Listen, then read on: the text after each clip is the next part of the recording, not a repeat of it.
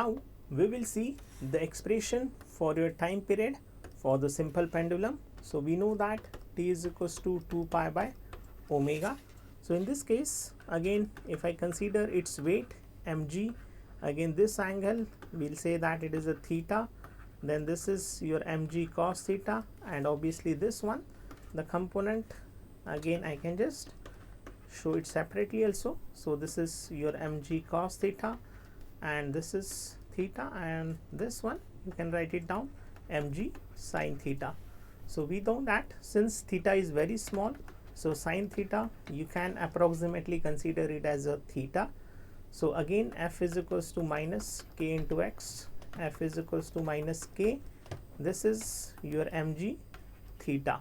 So that is what we can write it down, ma minus k mg theta. So this get cancelled, a is equals to minus k into theta. So similarly, another expression we have seen that your a is equals to minus omega square x also.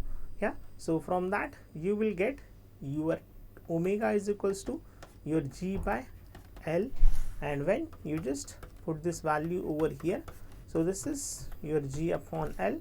So t is equals to 2 pi square root of l upon g. So this is the time period of simple pendulum that you will get the expression for the same. So the time period of infinite length, that re upon g, similarly you will get for that also. Now what is that second pendulum? So the second pendulum, so we have seen that t is equals to 2 pi square root of l upon g. So the time period has to be 2 seconds. So this is t is equals to 2 seconds. So 2 is equals to 2 pi square root of l upon g. So this is 1 pi square root of l upon g. So 1 is equals to pi square l upon g.